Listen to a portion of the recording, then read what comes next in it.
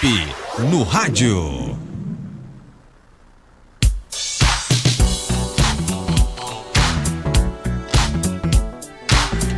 Secap no rádio com o médico veterinário Robson Góes. Dr. Robson, seja bem-vindo aqui ao nosso Panorama 95, bom dia. Bom dia, Marcos, bom dia, ouvintes, prazer estar aqui mais uma vez, Marcos. Nosso tema de hoje, claro, a gente não poderia jamais deixar de falar de um assunto que repercutiu no Brasil todo, aí, que é a disputa entre duas pessoas pela guarda de uma cachorrinha, né, a cachorrinha Cherry. A gente não vai falar especificamente do caso da Cherry, mas guarda compartilhada, e Dr. Robson Góes? É um tema bastante polêmico, é um tema atual, não apenas por esse ocorrido, mas também pela questão de estar se tornando uma prática muito comum, uma ocorrência muito comum no dia a dia de hoje quanto à questão de pets. Então essa questão de com quem fica um animal após a separação, ela está sendo muito frequente nos juizados, né? Nos juizados da família.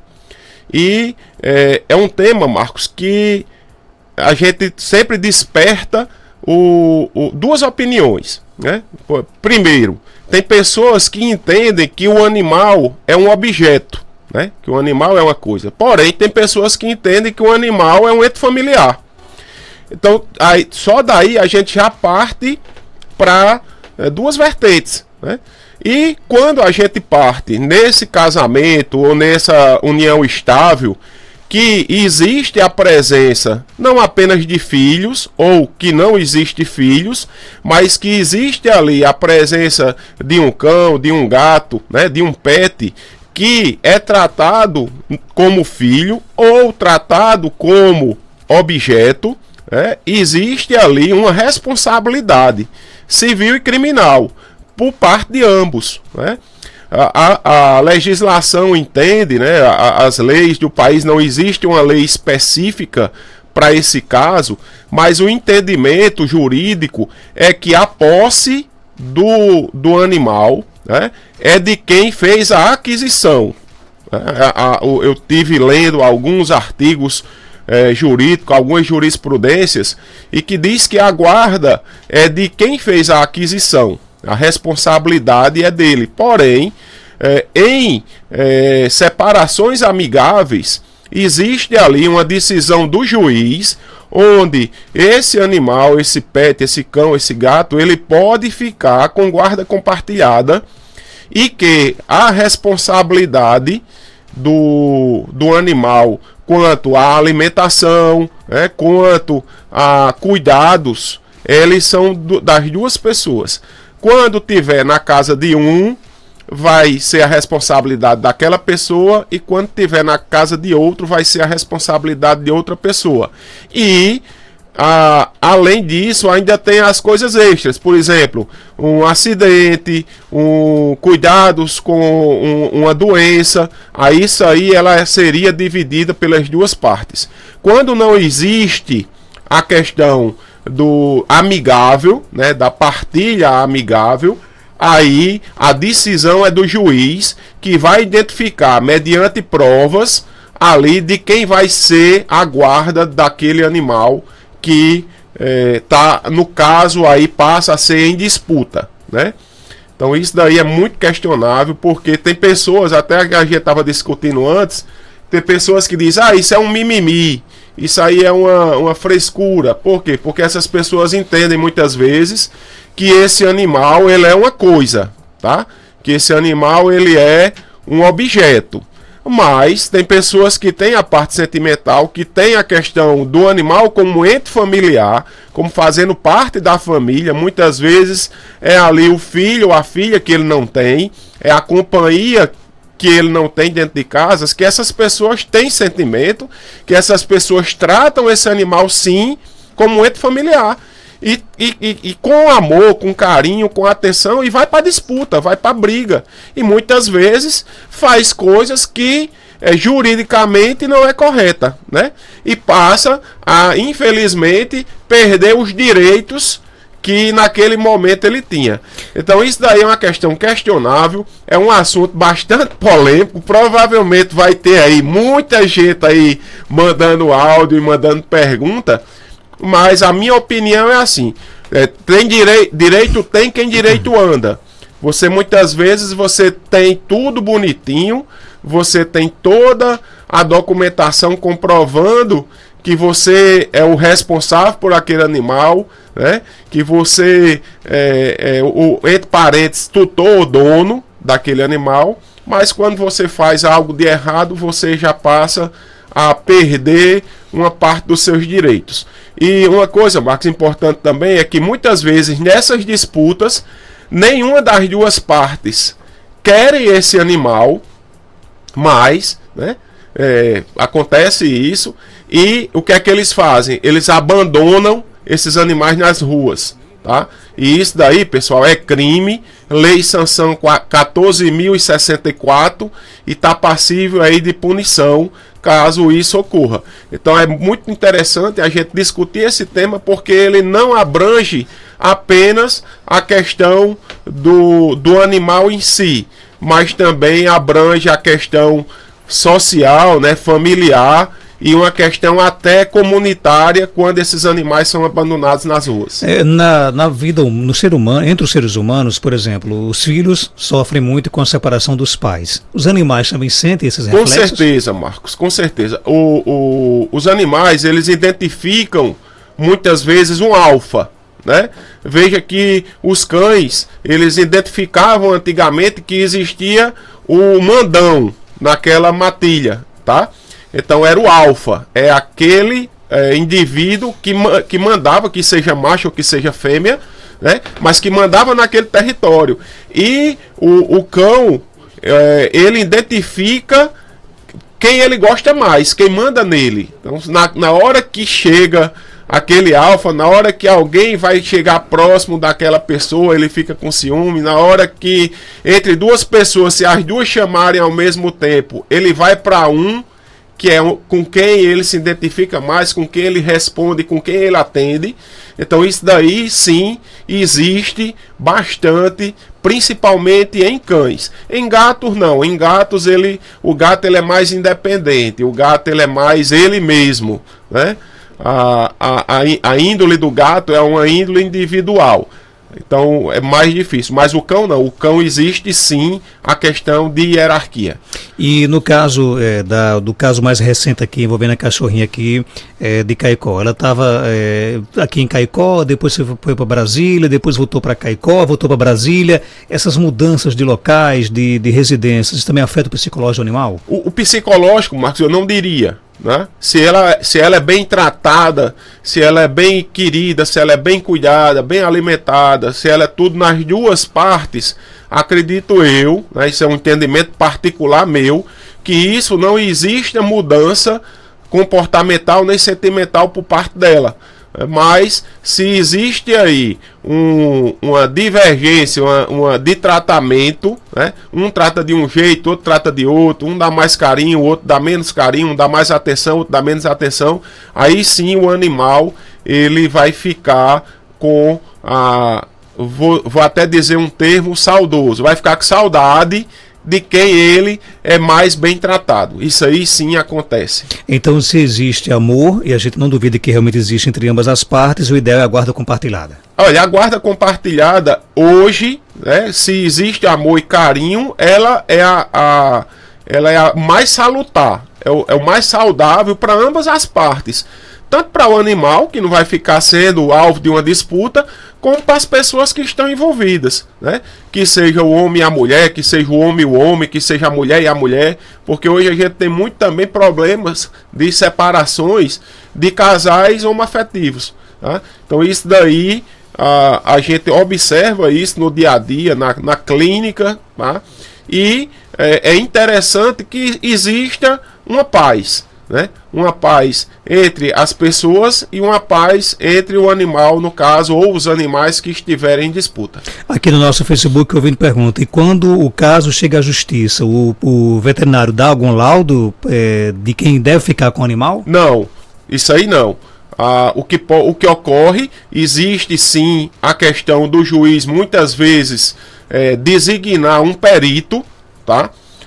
O perito, ele nessas situações, o médico veterinário que vai ser o perito dessa situação, ele vai analisar friamente a questão de saúde do animal, inclusive ele pode até solicitar prontuários, né, de determinados locais, quando o juiz designa, porque ele passa a ter ali uma fé judicial, né, e ele pode analisar, por exemplo, que quando o animal quando o cão ou o gato está com determinados responsáveis, ele não adoece, e quando ele vai para determinado responsável, no caso ali, ele adoece bastante. Então ele foi para bastante atendimento, para bastante clínicas, para tudo. Então isso daí pode ser uma prova que existe um trata melhor e o que o outro trata pior. Pode ser sim designado um profissional perito para que ele possa fazer alguma análise técnica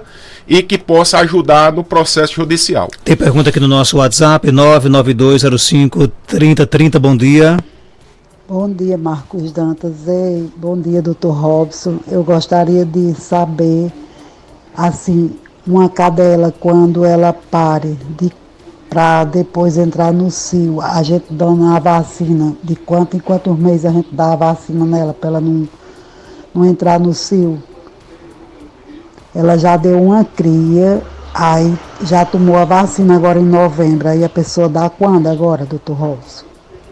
E aí, Dr. Robson? Vai depender muito de qual produto foi administrado. Tem alguns produtos que a validade deles são de 4 meses e tem alguns produtos que a validade são de 6 meses. Outra coisa interessante é que você tem de estar atento ao peso do animal. Muitas vezes a pessoa aplica só um progestágeno, só uma polazinha, e a cadela tem 40, 50 quilos. Então isso daí também, a administração é por quilo de peso.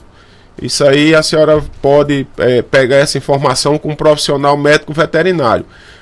Lembrando que as cadelas, elas entram no cio geralmente em torno de 60, 90 dias após serem apartadas, tá? Depois do parto. E as gatas não, as gatas em torno de 30 dias após o parto, elas já estão entrando no cio. Então vocês tenham cuidado aí, quem tem gata recém-parida, para que não tenha novamente nenhuma gestação indesejada. Outra pergunta aqui no nosso WhatsApp, ouvindo com o seguinte: meu irmão morava sozinho, faleceu e deixou a cachorrinha. Quem tem a competência para criar? O correto é que a competência seja da família dele. Judicialmente falando, a família herda, né, não apenas os bens móveis, mas também os bens imóveis, né, mas também os bens móveis. A responsabilidade nessa situação é uma responsabilidade familiar, já que a responsabilidade desse animal estava sendo do seu irmão. Então, judicialmente falando, a responsabilidade seria da família do irmão dele. Francisco pergunta: é burocrático aderir à guarda compartilhada? Não, é simples. É uma questão judicial. Hoje você, quando você vai se separar, você tem de aí assinar a questão da parte judicial, né? Fazer toda a parte de divórcio, ou se for em guarda compartilhada, tem de fazer a questão amigável. Agora, nisso daí, aí se ocorrer uma decisão judicial, ali é um acordo, né? Vai ficar a responsabilidade de tudo, os cuidados, cada um que vai ter, quem é que vai cuidar, quantos dias vai cuidar, quantas semanas vai passar na casa de um, quantos dias vai passar na casa do outro. Isso aí tudo, sendo amigável, tudo é muito bom. Bom dia, minha mãe tem uma gata, já é a segunda vez que ela pare e mata os gatinhos, o que fazer? Olha, é muito comum isso acontecer em gata, por incrível que pareça, aqui na sala todo mundo disse vixe, né? Mas é muito comum acontecer isso. A gata, ela tem essa característica. Outra coisa interessante, Marcos, o macho, né, que ele identificar que aquele filhote não é filho dele, a tendência dele é matar aquela ninhada todinha. para que não ocorra proliferação de outra linhagem que não seja a dele. Isso aí, na selva, né, o leão tem essa característica de matar filhos de outros leões, para duas coisas: uma, para que não ocorra a disseminação genética daquele outro macho, e outra é para fazer com que a fêmea já entre no cio para ele copular com ela, para ele cobrir ela, né? Então isso daí tem essas características. Já a gata não, a gata ela mata por diversos fatores. Aí, por ela não ter a índole familiar, por ela ter alguma deficiência de vitaminas, minerais ou comportamental, isso daí também existe bastante quanto à questão de felinos. Vou viajar para o veraneio, quero levar o meu cachorro. Como é que eu faço? Quais os cuidados? Primeiros cuidados, você tem de ter a preocupação com vacinação. Procure botar as vacinas do seu animal em dia. Segunda coisa, proteja ele contra carrapatos e pulgas, tá? Então dê aí um produto que seja Bravecto, Simparic, Credelio, para que ele fique aí protegido com a questão de carrapato, né, e pulga, que tem bastante no litoral. Outra coisa que você tem de se preocupar é que esse animal ele vai ter acesso provavelmente à rua, e ele vai para um ambiente que não conhece. Então, se ele fugir, ele não vai saber voltar para casa, porque não é o caminho que ele tinha. Quarta coisa, você tenha cuidado com o churrasco. Vai ter muita gente que vai olhar pro seu cachorrinho e vai dizer: ai, que bonitinho, toma um pedacinho de carne, toma um pedacinho de linguiça. Isso não pode. Aí lá vem as toxinfecções alimentares. Esse animal muitas vezes não é acostumado a comer isso. Vai comer em excesso, pode fugir, pode rasgar lixo, pode tomar. São muitos cuidados, né? E o último cuidado é a questão de sol e de água salgada, que esse animal muitas vezes vai ali tentar tomar um banho, não é acostumado, é beiradeiro como eu, né? Se for para dentro da água salgada, vai só pegar um otite, vai ter o problema aí, e de insolação também, que as pessoas muitas vezes não têm cuidado e saem andando com esse animalzinho no meio de sol quente e queima o coxim plantar. Tem mais perguntas? Bom dia. Bom dia, Dr. Robson, tudo bem? Minha gata, como o senhor sabe, ela já é uma coroinha, né? Que já tem 15 anos de idade, tá uma menina moça. Mas só vive deitadinha, quando dá uma saidinha assim de noite fica na janela, olhando quem vai, quem vem. E quem pegar nela se lasca todinho, porque ela morde, ela não quer que ninguém toque nela. E outra coisa, também não quer mais saber de gato faz muito tempo. Na hora que um gato se aproxima dela, ela dá zunhada. E não deixa nenhum se aproximar dela. Por que será? Por causa da idade, eu acho muito bom, porque ela deixou de entrar no cio faz tempo. Eu adoro, porque de primeiro só vivia cheio de gato aqui atrás dela. Hoje em dia ela não quer nenhum perto dela. Isso é normal.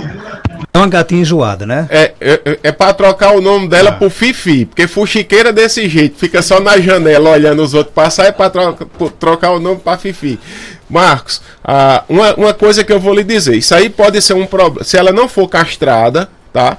Isso aí pode ser uma questão hormonal de ovário, ou pode ser um corpo lúteo persistente, por exemplo, que está liberando ali um hormônio, e que esse hormônio faz com que ela não estimule a produção de folículo e não entre no cio, tá? Pode ser um corpo lúteo persistente, pode ser um cisto luteínico.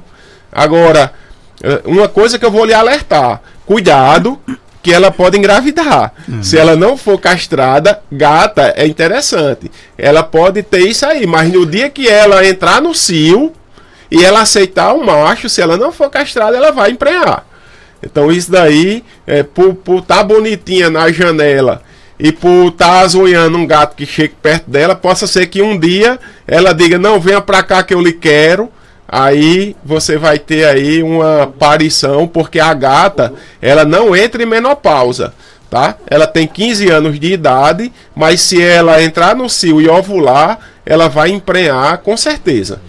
Muito bem, mandar aqui um forte abraço pro Theo Guedes, na escuta aqui do nosso programa, né, Theo? Theo hoje veio assistir aqui o programa ao vivo aqui, né? Ele é ouvinte, vai viajar para o Piauí, né? Para Teresina nos próximos dias, né? E veio hoje aqui conhecer aqui a nossa 95 FM, Theo Guedes, que é filho da PRF Bruna, que daqui a pouco irá participar aqui do nosso programa. Dr. Robson Góes, ele é médico veterinário, está na clínica Veteripet, na rua Augusto Monteiro, 569, centro de Caicó, telefone 3421-1263, WhatsApp 99962 1907, no Instagram, @Veteripet. Algo mais? Gostaria de agradecer, Marcos, as pessoas que aí escutam o seu programa, né? As pessoas que estão participando do Instagram.